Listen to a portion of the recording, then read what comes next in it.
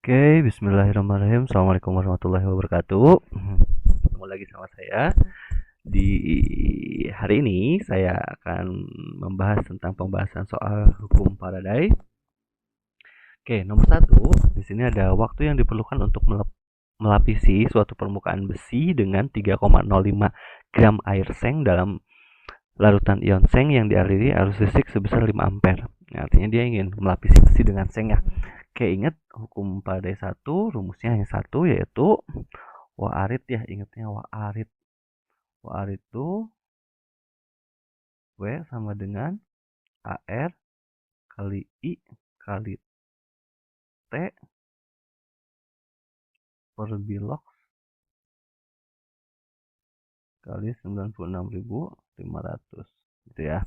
Oke, yang ditanyainnya kan T waktu. Nah, berarti kita ganti rumusnya jadi T sama dengan berarti jadi W kali bilok kali 96.500 per AR kali I kan. Oke, kita masukkan W-nya, masanya yaitu 3,05 gram. Biloksnya, nah Zn itu biloknya tuh selalu plus 2 gitu ya.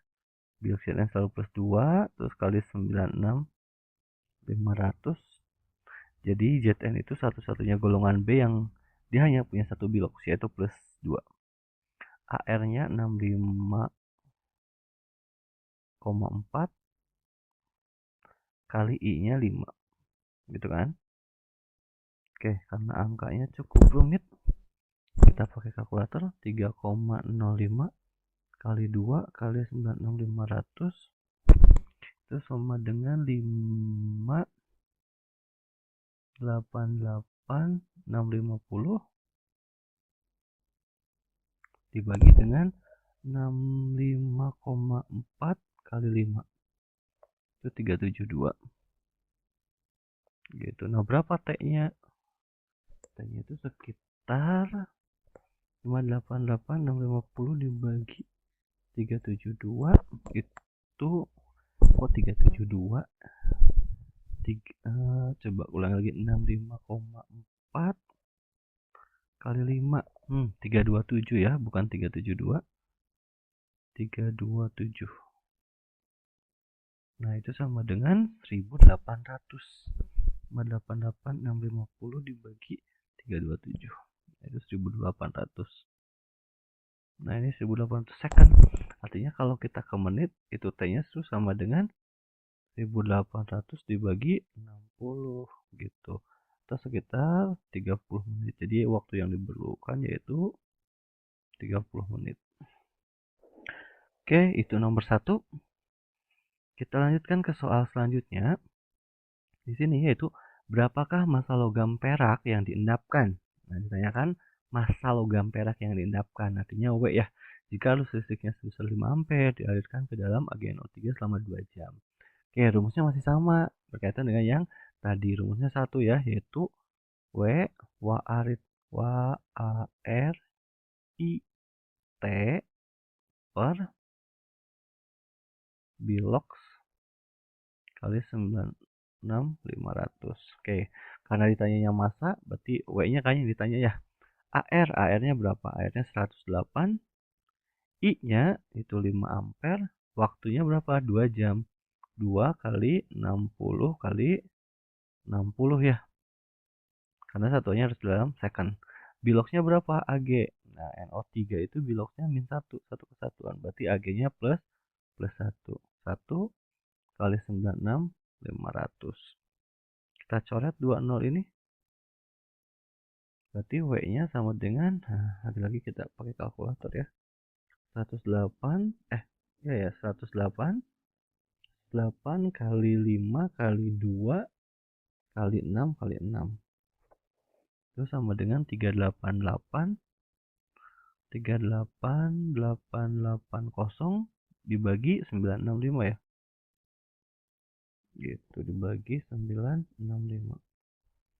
Itu jawabannya 40,29 gram. Oke. gitu aja. Jadi masukin rumus ini sering dipakai ya. Data ini Wa-arid ingetnya. Selanjutnya, jika pada elektrolisis larutan NaCl dihasilkan 11,2 gas STP, maka muatan listrik yang dialirkan ke dalam larutan sebesar titik Faraday. Oke, nah kalau ada tipe kayak gini, kita nggak bisa pakai rumus yang Wa-arid tadi, meskipun di sini kan adanya Faraday. Rumus Wa-arid tadi digunakan kalau ada data semua Wa-aridnya itu ada datanya. Kalau di sini nggak ada data Wa-arid, arus nggak ada, arus listrik nggak ada, waktu juga nggak ada gitu kan. Nah artinya ini pakai prinsip reaksi. NaCl kalau kita reaksikan kan jadi Na plus dan Cl min kan. Nah artinya ini buat di katoda, ini di anoda. Karena ini dalam bentuk larutan, artinya katodanya yang terjadi reaksi air, ya kan? 2H2O tambah 2 elektron menjadi 2OH- plus H2. Itu kan? Nah, di sini volume 11, liter itu artinya gas STP punyanya si H2 11,2 liter.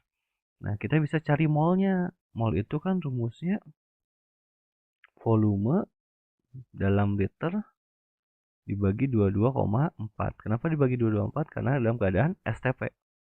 Volumenya 11,2 liter dibagi 22,4. Nah, berarti berapa? Tengahnya ya, 0,5 mol. Nah, berarti si H2 ini yaitu molnya 0,5 mol. Di sini tanyakan muatan listrik itu sama dengan elektronnya kan. Kalau di sini 0,5 mol, berarti di sini ini koefisiennya 1, ini 2 kalinya, berarti molnya juga akan 2 kalinya, yaitu 1 mol. Nah, 1 mol elektron itu setara dengan 1 Faraday. Maka di sini arus listriknya itu sebesar 1 Faraday gitu. Jawabannya 1 Faraday. Kita lanjutkan ke soal selanjutnya. Di sini pada elektrolisis larutan CuSO4 dihasilkan logam tembaga sebanyak 12,7. Jadi ada tembaganya dihasilkan sebanyak 12,7 pada keadaan standar volume gas yang dihasilkan. Nah, lagi-lagi tanyakan volume gas. Oke, prinsipnya mirip yang tadi, mirip sama mungkin ya. Oke, kita pertama dibuat dulu reaksinya. Kan ada CuSO4. Berarti kalau kita ionisasikan jadi Cu2 plus tambah SO4 2 min. Oke, ini di katoda, ini di anoda. Di sini Cu-nya berarti aturannya di katoda akan terjadi reaksi Cu ya. Cu2 plus tambah 2 elektron menjadi Cu. Nah, massa Cu-nya itu yaitu 12,7 gram. Terus di anoda akan terjadi reaksi apa?